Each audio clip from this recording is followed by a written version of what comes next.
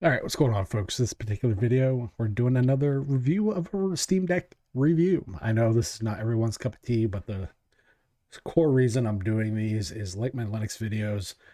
I always find the stuff that has like factual statements in the titles of these videos to be very interesting and usually flawed. So this particular video entitled "The Valve Steam Deck Absolute Honest Review, Is It Worth It?" Is that saying all the other reviews aren't honest? Like, what makes your review different? So just want to get it out of the way that this is not going to be for everybody, and that's fine. But if it's something that you're interested in, definitely stay along for the ride. That's all I'm going to say.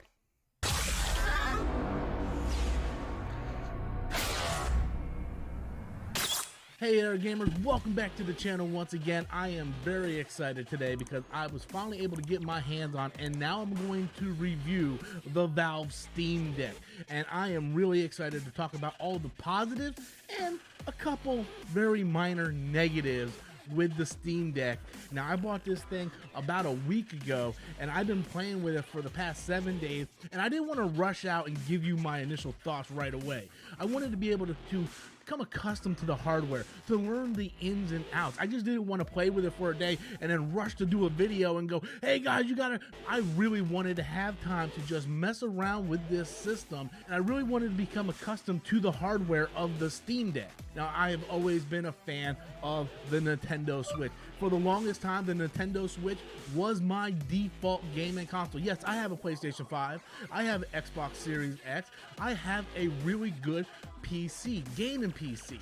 But for some reason, the Nintendo Switch was one of the consoles that always appealed to me because I don't have a lot of time on my hands. You know, I work, I do YouTube, I'm either at my desk or I'm at my day job. And that really doesn't leave me a whole lot of time to game throughout the day, maybe an hour or so. But I like to take the Nintendo Switch wherever I go. So if I'm playing something like Bayonetta 3 and I stop midway through and I'm like, man, I really wish I could continue this, I can always undock the Nintendo Switch, bring it along with me, and I really enjoy the Switch. I really enjoy the hardware, but we all know that the Nintendo Switch is starting to feel a little rough after being out for over 6 years at this point. So you're right about the Switch. That was one of the reasons I bought it. Nintendo exclusives, JRPGs, all reasons I bought the Switch. I'll also say that the Switch is showing its age. Then again, you could also say that the Switch started showing its age when it came out because it was a mid-range cell phone processor at the time. And here we are still with a mid-range 2016 processor at best. Yeah, not all that reassuring. Props for them getting as much as they have out of it. I will say that probably the best looking games and the best played games thus far for me anyway, from what I've played, I'd probably say Astral Chain is probably the best game that represents what you can do with a Switch. And that beats out things like Breath of the Wild and all the other stuff. To me, Astral Chain, hands down, best game to represent what you can do and accomplish on the Switch. As far as the Steam Deck, yeah, it has a lot of the perks of the Nintendo Switch. So I totally get the not having enough time. One thing I do want to say, we're a minute 46 into this video, not ragging on the review thus far. I'm going to rag on production, and this is generically not my thing because I don't do a lot of production on my own. I don't do editing. I don't do any of that just because of how I view YouTube. The music, though, is distracting as fuck. If you're going to use background music, it shouldn't be at the same volume that your voice is at, essentially, because it seems like there's a disconnect. Drop the music down a little bit so we can focus more on what you're saying. So I'm trying to really focus on what you're saying and not great and want to bash my head off a wall trying to listen to, unfortunately, I'm not a dubstep guy, shitty dubstep music. But never fear, because Valve released its Steam Deck. Now, when these things were first put on pre-order, it was a very long wait. Thankfully, good news is the pre-orders are over with, and you can actually just go onto the website and just pick one up, and you'll get it in 1 to 2 weeks. I ordered mine about 2 weeks ago, and I got it the following Monday, and I was just having a blast playing this thing for the past week. And there's 3 different models to choose. The first one being a $399 model, and then it goes all the way up to a 512 gigabyte model. That's the one I decided to pick up. But to be honest with you, other than the anti-glare glass and the bigger hard drive, any of the models are just fine, because you can upgrade the models with a micro SD card. So that is something to kind of keep in mind. Or you can buy it at the $400 price point and spend $50 and upgrade the internal SSD drive to 512, and you just don't get the etch glass. Whoop-de-doo. Yeah, but you can also upgrade it if you want to go with the micro SD card too. So there's multiple ways to go about it. So buy in however you do. Basically, the hardware is all the same, really, at the end of the day. So I'm not going to rag on somebody for not being a tinkerer like I am to open up and, mess around with their PC/console, however you want to view it. So I definitely get it, but yeah, you don't need to go with that. Like, you can spend $500, buy the base model, upgrade for 50, spend the 10 minutes it takes to actually take it all apart, put it back together, and you can go buy like one of the JSOC docks for like $30. They're not that expensive. Or if you already have a USB-C dock kicking around, go use one of those. So yeah, no, but you're right. I don't think you need to spend the $650. But if you're going to, and you just want to buy it as is from the OEM that way, I totally get that too. If you're looking to pick one of these things up. So as I said, I've been messing with this thing for the past week, and I have a lot to say about it, a lot of really positive things, and a couple minor things I think you guys need to be aware of, because unlike the Nintendo Switch, the Steam Deck is not just a pickup plug and play. You can use it like a plug and play, but it's not technically a plug and play, because it is in fact a small portable PC, but we'll get to that in a little bit. So looking at the Steam Deck, you can tell that it's a pretty large, beefy boy of a handheld system. It's bigger than the Game Gear, and it's much bigger than the Nintendo Switch. And the reason why this is part of the positives and not part of the negatives is because it doesn't feel big. Once you grab it, once you hold it in your hand, it feels super light, and the grips on the back of the Steam Deck just makes it feel like a dream to hold. It doesn't feel like this over bloated handheld console in your hand.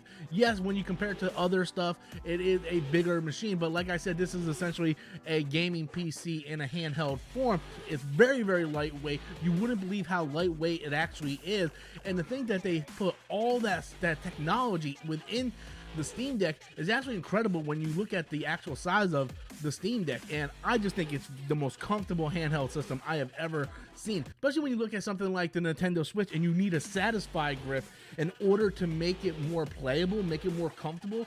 The Steam Deck, you don't need that. The Steam Deck comes with the grips, and it feels like a dream in your hand. So what he's talking about is the baseline ergonomics of the device. Yeah, it looks big. It looks like it's going to be weighty. Speaking as someone who owns both, I detest the Switch from its ergonomics point of view, especially on handheld mode. Basically, the two hooks where you rest your fingers for your back buttons.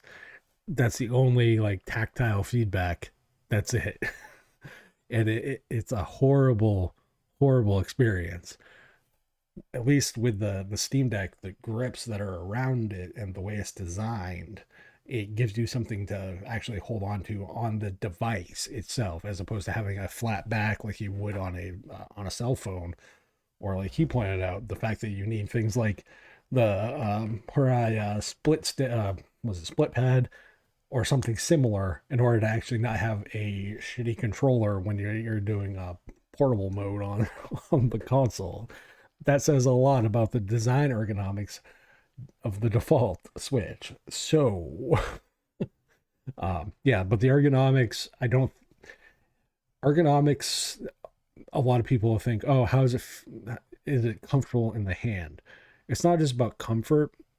It's about play session length. It's about how long you can hold it without making it feel like it's a chore, etc. My hands get tired from the position they have to be in. Now, I'm not talking about from the weight, but the position that the Switch requires you to have with that flat back almost, except for the top where the left and right trigger buttons are. That's it. So the Steam Deck actually conforms more to your in hand, so it makes longer play sessions not as horrible, which something Nintendo could learn from. The other thing I noticed about the Steam Deck was the screen. Now, I got the anti-glare screen, but you can get the regular screen. But I actually was surprised at how good the screen really looks. Now, it's not as good as the Nintendo OLED screen, but it does really, really well. And some of these games just look picture perfect. So I'm really happy and really satisfied with the screen that Valve decided to put in the Steam Deck. But when it comes to the Steam Deck, what you guys are really wanting to know is the games. How So quick point to the screen's fine. Like it does its job. For me, I don't play it in handheld mode a lot just because of how I view the Steam Deck. Like it goes with me basically everywhere I go, but so does the dock and a PS4 controller.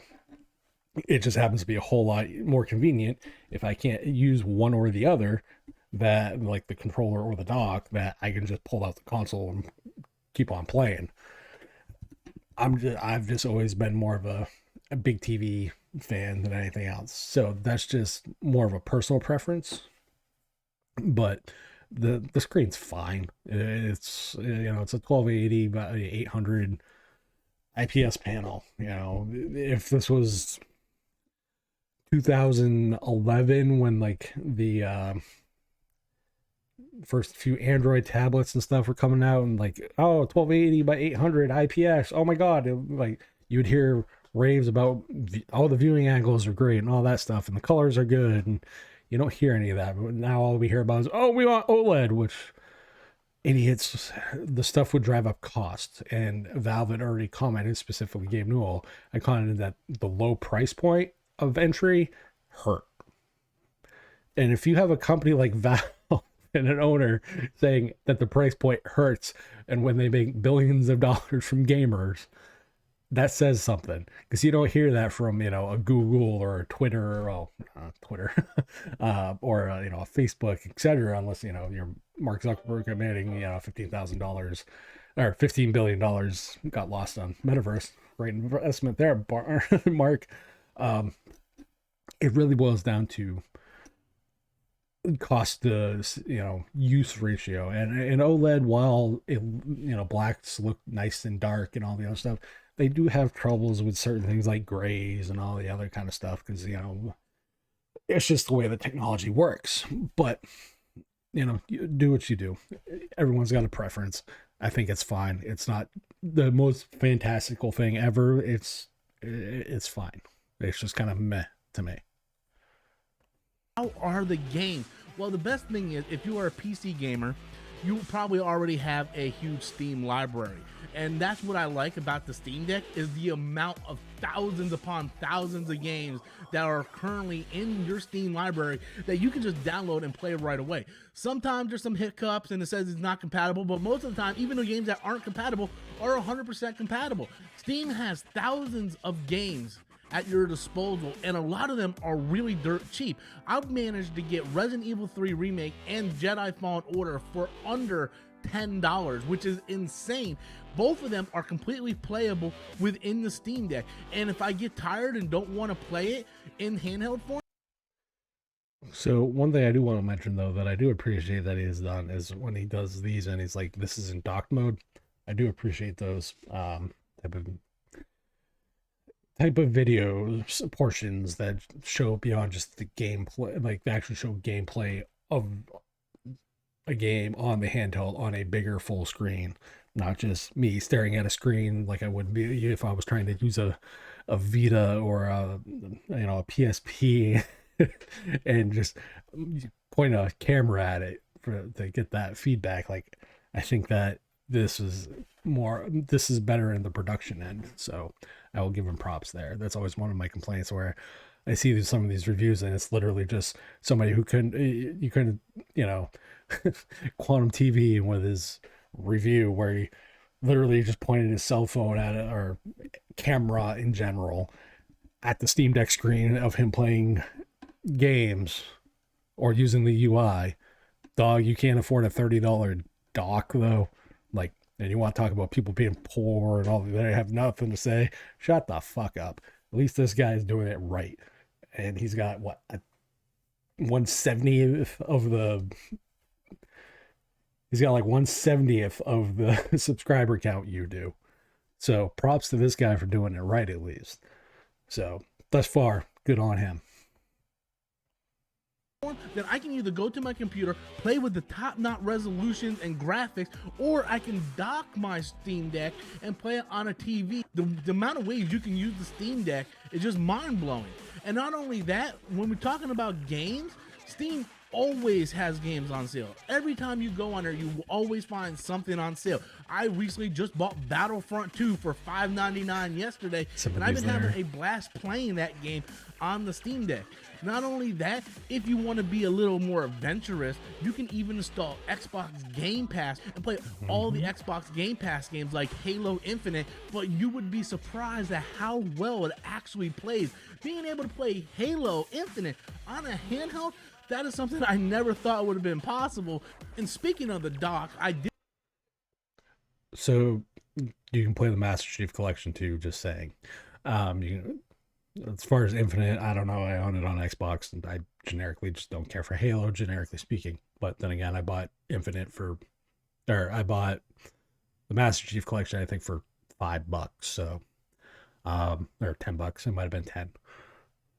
Either way, the fact that you can play Halo on the go, awesome, cool. I do like that. But the games, yeah, that pre-existing library is a big motivator, especially if you're invested in the ecosystem at all. But it's also the fact that it's cheap to get invested into the ecosystem. You can spend $30, $100, and it'll get you a ton of games. Go to a site like Fanatical or Humble Bundle, buy a bunch of the bundles that are available. You might not play every game. I mean, Christ, I know I don't. I think I have like a 25% completion rate on my Steam library. But the fact that $100 will get you tons of games, whereas $100 on a Switch, like, you get a game and a quarter at best, unless, you know, Nintendo's got some sales, or Sony's got some sales, or Microsoft's got some sales. The only thing that's equivocal is going to be Xbox Game Pass, as far as that instant library that you can do. You know, Steam is a little bit different because you own, quote unquote, them, as opposed to what Xbox does and has kind of like that revolving 100, 150 games that it just kind of has there. So I think value-wise, to own your products, and I use that term very loosely, is your best bet is to use something like Steam and a Steam Deck on a console mentality, because it has the lowest buy-in, and you can do it over time because the sales are more consistently there, as opposed to something like console where, you know, I have a bunch of physical games up here, but those are that is hundreds and hundreds of dollars of games that I've bought over time, and not cheaply. So Steam will give you hundreds and hundreds of games very, very quickly at a very low barrier to entry to build your library. Unlike something like Nintendo, when we went from the Wii U to the Switch, as an example, you know, we went from $60 games on there to, even if it was already released on that console, a $60 remaster remake, you know, for the Switch. You know, I'm looking at you, Mario Kart or Tokyo Mirage Sessions, or even Bayonetta. You know, I bought the disc version of Bayonetta 1 and 2 on Wii or Wii U, and I ended up getting it for the Switch because it's like, oh, cool, I can get it on the go. Well, that I bought it twice. Stupid on me. But that's what you get with that kind of mentality. Steam doesn't have that.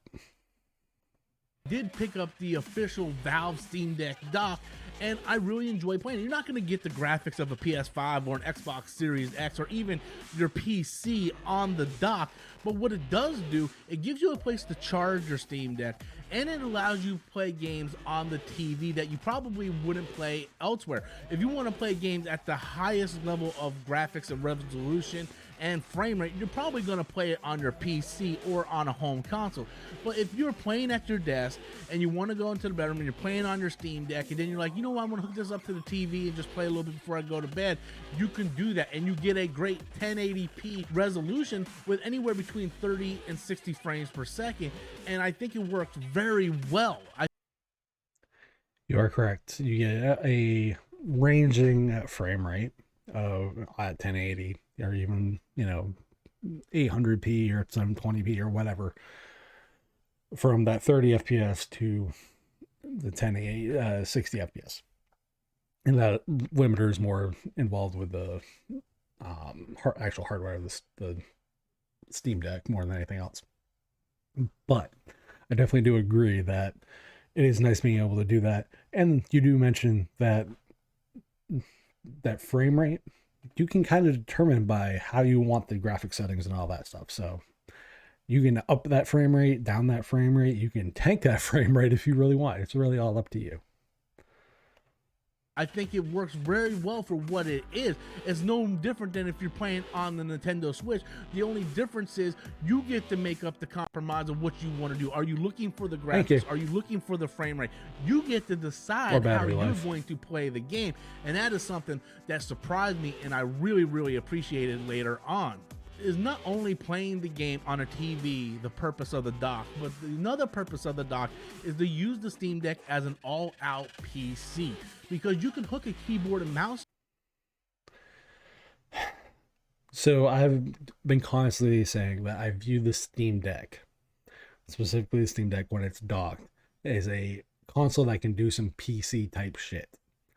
And this is what I mean. You determine the experience. You want to use it like this, go ahead. It's kind of like what one of the people that I know, they've talked about, Linux puts personal back in personal computing. That's exactly what this is. This is making the computer personal for you, from a software level to a hardware level. Do what you want with the hardware. Do what you want with the software. You want to install, an OpenSUSE instead of an Arch base. You want to install Windows. We have seen people try installing Mac OS on the thing. Install what you want, use what you want, do what you want. And the fact that they have hardware replacements for a good portion of this stuff is also fan-fucking-tastic. So I don't use it. I've used it for like 2 weeks as a primary PC. You can use it as a primary PC. I won't say you won't, because it's not my place to determine how you use a computer or a computing device. This is a computer. Console's a computer. You're using a console to do some more generalized computing as opposed to task specific, which it was originally designed for, to be task specific of playing video games. To it. In fact, when I went to install the Xbox Game Pass and the Epic Game Store launcher on my Steam Deck, I hooked it up to my monitor with a keyboard and mouse, went in there, changed the wallpaper, did all kinds of different things as if I'm working at my desk on my computer.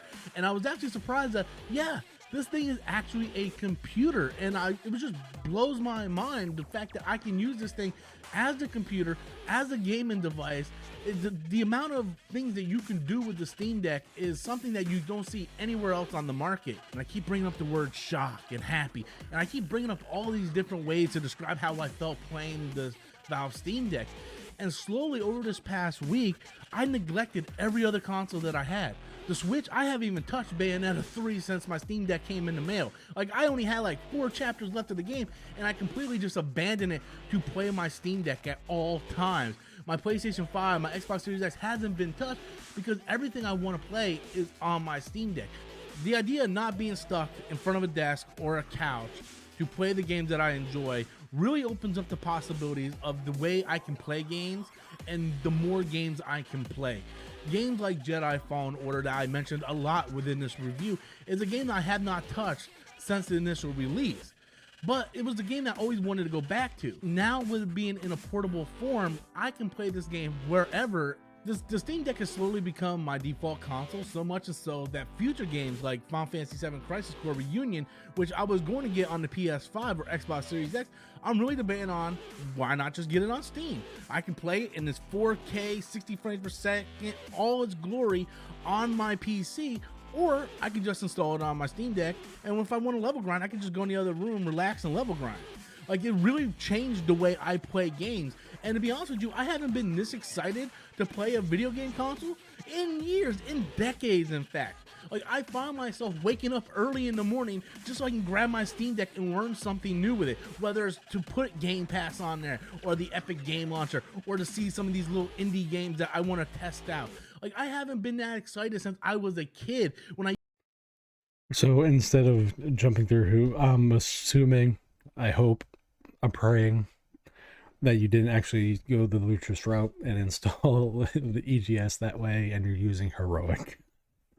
Just gonna say, I hope you went that route. I used to get up and play my Super Nintendo and see what I can do in Zelda Link to the Past. It brought the kid in me back out. The kid that enjoys gaming, to go on these adventures and learn new things. The Steam Deck has done that, and I haven't felt that in a very, very long time. But like I said before, there are some negatives. I've been talking about all the positive things, but now I got to get into some of the negatives when it comes to the Steam Deck, because there are some things that I feel you guys need to be aware of. And one of the things is the fact that, like I said, this is a gaming PC. This isn't just a plug and play like the Nintendo Switch, right? You can buy a Nintendo Switch in the store, come home, plug a game in it, and you're off and running, right? When it comes to the Steam Deck, there's a lot of different variables to consider. For instance, you want to play a game, but it's not running right? It's playing, but it feels like it's kind of like playing in slow motion. Well, that's probably because you have to adjust the frame rate. You have to go in, adjust. Do you want to play 30 frames, 40 frames, 60 frames per second? Do you want to play at like 720? Do you want to play at 1080p on your dock? Do you want to play with FSR? There's a lot of different variables to consider when playing games on the Steam Deck, and I think a lot of people might be overwhelmed. The first day of me playing this thing, I was extremely upset because I didn't understand it, and I've been playing PC gaming for a while. I've been gaming on PC for a while, and I understand the ins and outs of how to make a game run on a PC, but I just couldn't figure out certain things, and it was driving me nuts how I could just not get the frame rate to work the way I wanted. And that is something I think a lot of people who don't like to mess with their stuff it's going to turn those people off, because a lot of people just want to be able to grab their console and play, and the Steam Deck isn't that. Like, you can pick it up, and if you just want to play Steam games, then it would work, right? You just get the Steam certified games. You probably don't have to mess with nothing. You just go in and play it. But for me, trying to play Jedi Fallen Order, the first 3 days, I wasn't even able to play that game. Like, there was like an EA window and an Origin app and all this stuff, and I could not play this game. So that particular issue, the EA app, big black screen of nothing, that was an EA issue. Valve has since fixed on, I believe, an update to Proton. So that has been shipped out to fix that particular issue. I'm not discounting that particular issue. I'm just saying that was an issue. We know why, because, well, it's EA, so, let's break everything like always. But yeah, no, I definitely get that frustration. I can understand that frustration. As somebody who views this as a console, I'm jumping into games that, like, I haven't fucking looked at or touched in forever, or some games I haven't even looked at or touched, period. One of them that I've been playing is one called Twin Mirror, which is a don't nod kind of episodic game, and had it for ever since it came out on Steam, and I just finally started playing it on deck. But I hear you, like the some of the nuances of some of the issues that other software can introduce is kind of a pain. The launcher of launchers of launchers and the other launchers is really annoying, and I blame that specifically on all publishers, doesn't matter who, or all storefronts looking for their share. for anything. I went on my computer, did process of elimination on errors to try to fix this thing. I went on Reddit to try to figure it out, and eventually I figured it out and I was able to play it. But the average gamer is not going to want to have to do all that to play one game. They're just going to move on to the next thing. I feel like a lot of people would pick this up on Christmas, and if they're not really a PC gamer, they're going to get annoyed with it really, really fast. So if you're someone who just wants to play something in handheld, then the Nintendo Switch is the console for you. But if you want to play AAA games like Elden Ring and God of War and Horizon Zero Dawn, or even Spider-Man on a portable platform, the Steam Deck is for you. You're just gonna have to like learn and teach. Now, I'm not sure of the status of Fallen Order, but what I am going to say is that generically, you're going to be fine as long as you stick, from a console gamer perspective. If generically, not all, I'm not going to say all because the verified programs need some fucking fixing.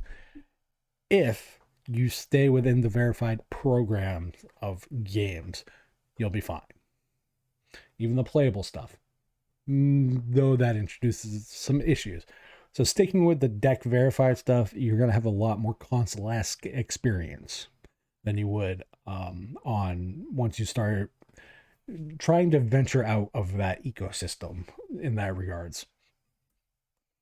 Teach yourself the different ways to make these games run, because for the most part all the games run very well. It's just you have to tweak the settings in order to get the settings work in the correct way. The other elephant in the room is of course the battery life. Now you get about a 2-hour battery life depending on what games you're playing.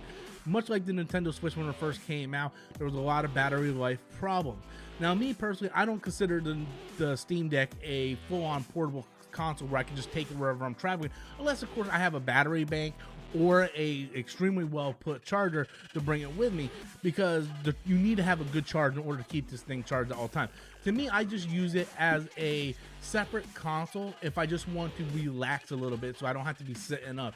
Now the battery life isn't great, but it also depends on the settings and the game you are playing. Just like the Nintendo Switch, back in the day, if you're playing a 2D game, your battery life is going to last a lot longer unless you're playing something like a Zelda Breath of the Wild. Much like the Steam Deck, if you're playing a AAA game like God of War, you're not going to get the most out of your battery life. But there are certain things that you can do to extend your battery life, such as lowering the brightness, lowering the frame rate, lowering the GPU, the FSR, all the little nicks and crannies that comes within the Steam Deck. If you adjust everything right, you're going to get at least a 2.5 to 3 hour battery life of the Steam Deck, and I think that's perfectly great, because like I said, unless you're going on a trip, you're probably going to bring a battery pack. So what he's talking about is, again, you determine the experience. You want all the max settings and all the graphical stuff all the way up, and you don't want to tweak any of it, well, the battery life is going to suffer. You're going to have a few options to pick your poison. At the Steel of Meatloaf line, 2 out of 3 ain't bad. Pick your 2 out of 3. You want graphics and full brightness and full tilt, or do you want battery life? Those are your options. If you want battery life, well, the full tilt's got to go. It's that simple. Anyway, this is sort of the thing that you take if you're going to like a doctor's meeting or you're just sitting in bed. The battery life isn't great, and I fully am aware and acknowledge that, but it's no different than the Nintendo Switch when it first came out, and there's different ways you can extend the battery life. Those are some of the negatives that I have of the Steam Deck. Overall, a very positive machine. I absolutely love the Valve Steam Deck. I can't even tell you how much I love. I think my girlfriend is jealous of my Steam Deck. That's how much I love the Steam Deck. I keep seeing her kind of eyeball it like she's gonna throw it in the trash or something. But the Steam Deck is something that just completely surprised me. I had a feeling I was gonna enjoy the console. I didn't think I was gonna fall in love with the console, with this small little handheld portable PC at my fingertip. You can use it as a gaming machine. You can use it as a desktop PC. You can use this thing so many different ways, and it just blew my mind of all the possibilities that this little machine can do. And it's a really, really pleasant surprise, and I really enjoyed the Steam Deck. But that's just my thoughts on it, guys. I want to know what you guys think. How do you feel about the Valve Steam Deck? Are you thinking about picking up one? Have you already picked up one? Leave those comments in the comment box below. And until next time, as always, I am Robert Storms, and thank you for watching. So, short version, I don't really have much to agree or disagree or yell out about. I think his review was fairly fair. The battery life and some of the software related issues around Proton. I think he's approaching it from more of a PC gamer aspect, whereas I'm approaching the Steam Deck as more from a console gamer perspective. So I don't think we're ever going to meet in the middle there. I can see the PC gamer aspect of it, but it's not how I view the actual product. So for me, I can't make that intersection because I'm not having the same expectations out of the device for, you know, as a PC. Again, to me, console that does some PC type shit. All the niceties are awesome, but like I'm viewing you for playing video games. I'm not looking for you to desktop PC kind of thing. So, but overall, I think his points are fair. The battery life is an issue, and once you start venturing out of the verified stuff, it can get a little iffy and questionable about what's going to work, what's not, etc., etc. And for some people, though, that's the draw to it. It helps them rediscover technology. That's what like. This is the thing that a lot of people don't understand. It's like, why do Linux users like Linux? It's like because it reignites that sense of wonder around technology. That's really what it does. I don't get that with a Windows PC or a Mac. It's just like, yay, UX inconsistencies in everything. And you know, people talk about, oh, Mac OS is like the best user experience, and it's like, no, it really isn't. It has design language, cool, but it doesn't mean that the user experience is fucking fantastic. Windows has like 17 different layers of old and new thrown at it. I still see Windows Aero and Vista stuff and some of the UI elements. So really, it boils down to what do you expect, though, from this particular device, and how you approach it is going to determine your enjoyment of it. So as far as his actual overall review, I'm going to give him probably an 8 out of 10. Just, and ironically, for somebody who does no production on mine, I'm going to complain about the production probably more than the actual review. The production, the only issue I had was with the music. It just made it hard to concentrate specifically on what he was saying. So overall, though, good honest review. It's not like a Quantum Douchebags video there, which, respect my opinion. I would if your opinion wasn't full of fucking retarded stupid. Other than that, you guys know what to do. Comment, rate, subscribe. All the fun stuff that YouTube will tell you to do. Make sure you click the bell and blah, blah, blah. Because, you know, YouTube's stupid. So, I don't know what to tell you.